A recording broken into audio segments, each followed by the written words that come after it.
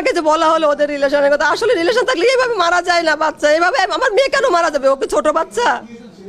রাতের বেলা আমরা একসাথে টেবিলে বসে খেলাম, সকালে ও ঘুমাচ্ছিল, আমি ওকে ওর গায়ের কম্বল টম্বল ঠিক করে দিয়ে গেছি।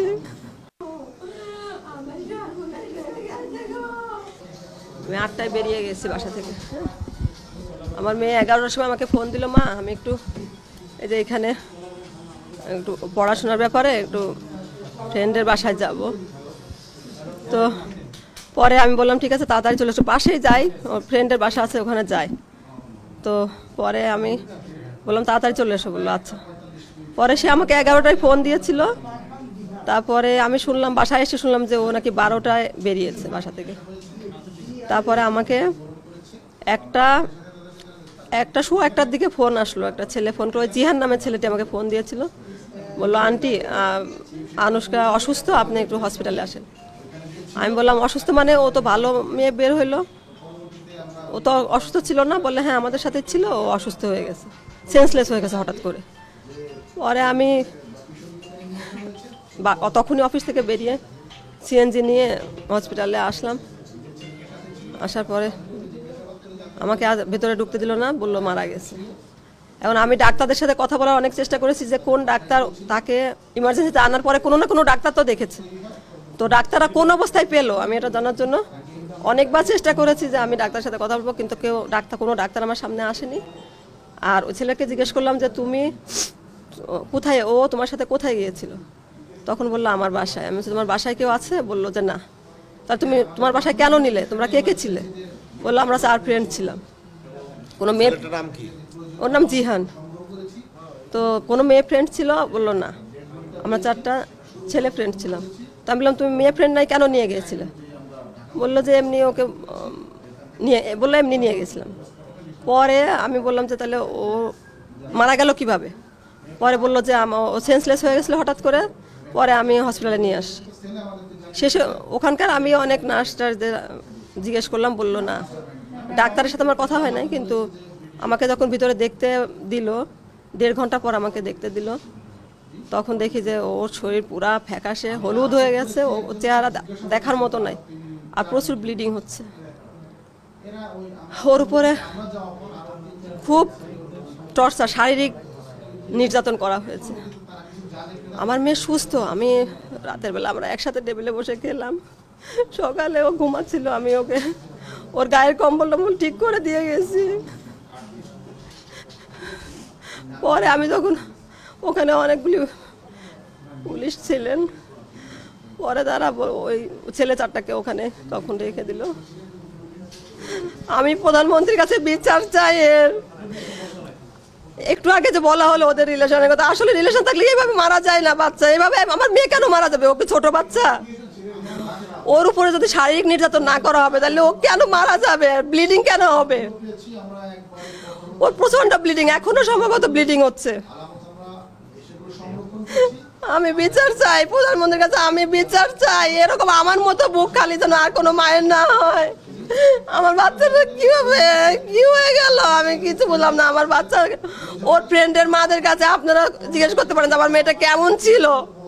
কেউ কখনো সন্দেহ করে না আমার মেয়ে এরকম একটা কাজ করতে পারে, আমার মেয়ে কোথাও কোনো ছেলের সাথে এরকম রিলেশনে জড়াতে পারে, কেউ বিশ্বাস করে না, কেউ না। আমার বাসায় সব আছে, আমি এখন বাসা থেকে আসছি, আমার বাসায় সব ওর ফ্রেন্ডের মারা এখনো বাসায় আছে। সবাই কান্নাকাটি করছে, একভাবে কান্নাকাটি করছে, বললো আনুষ্কা ওই ধরনের মেয়েই না, দু একটা ছেলের সাথে এই ধরনের কাজে জড়িত হবে। ওর নাম আনুষ্কা নূর আমিন, ও মাস্টার মাইন্ড স্কুলে ও লেভেল পড়ে। বাসা থেকে যাওয়ার সময় মেয়ে ফ্রেন্ডের বাসায় যাওয়ার কথা বলছিল না, কি বলে দিয়েছে?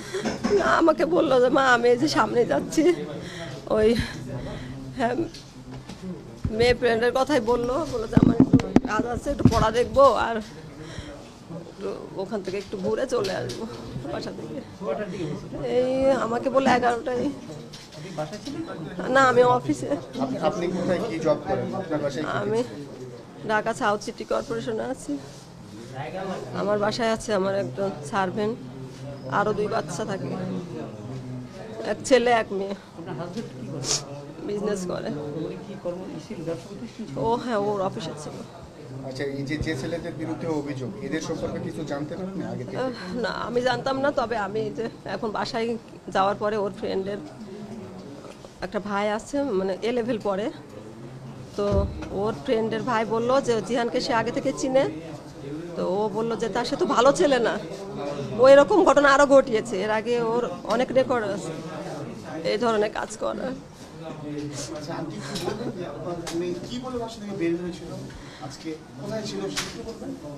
আমাকে বললো ও তো ফ্রেন্ডের বাসায় যে পড়ার জন্য যায়, কোচিং O-level দিবে, তো 4 মাস পরে O-level কোচিং করে বাসায় অনলাইনে। আর ও আমাকে বললো যে আমি ফ্রেন্ডের বাসায় যাবো, ওদের সাথে একটু ওয়ার্কশিট আনতে যাবো কোচিংয়ে, লেজেন্ডস কোচিং করে লালমাটিয়া। ওয়ার্কশিট আমি এনে দিই, আমি সবসময় ছাড়ি না, যখন আমি সময় না পাই তখন ও খুব কম মাঝে মধ্যে। আমাকে যখন ওই ছেলেটা, ও তো গেল, যাওয়ার পরে তো আমি জানি যে ও চলে আসবে, আর আমাকে ফোন দেওয়া হয়েছিল শোয়া একটাই ফোন দিল ওই ছেলেটা, জিহান নামে, যে ছেলেটাকে নামে ওই যে একটু আগে বললেন না। ছেলের বাবা ডিস্ট্রিক্ট রেজিস্ট্রার হিসেবে কর্মরত ছিলেন। উনি বোধহয় 5-6 বছর আগে নাকি অবসরে গিয়েছেন বলে ছেলে আমাদের যে যাকে আমরা আটক করেছি সে জানিয়েছে। ছেলের বাবার নামটা আমি এই মুহূর্তে ঠিক বলতে পারছি না। আমার আব্দুর রউফ সরকার। হ্যাঁ, আমি ছেলের কে জিজ্ঞেস করেছিলাম, ও বলেছে যে সে এটা তাদের ফ্ল্যাট। না, ছেলে A-level কমপ্লিট করেছে, আর যে ভিকটিম উনি O-level স্টুডেন্ট ছিল, মাস্টার মাইন্ডের। এই ছেলেও কি মাস্টার মাইন্ডে? ছেলে মাস্টার মাইন্ডের না, ও বলেছে যে ও A-level ব্রিটিশ কাউন্সিলের অধীনে দিয়েছে পরীক্ষা। জি জি জি, এটা ধানমন্ডি শাখা কিনা আমি বলতে পারবো না, মাস্টার মাইন্ডের স্টুডেন্ট ছিল।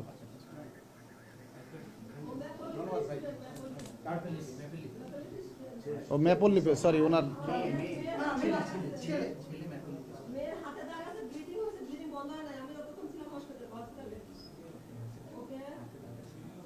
আমি তো অন্য কোনো বিষয় এখানে জড়িত রয়েছে কিনা বা আছে কিনা এগুলো আমরা যাচাই করে দেখছি।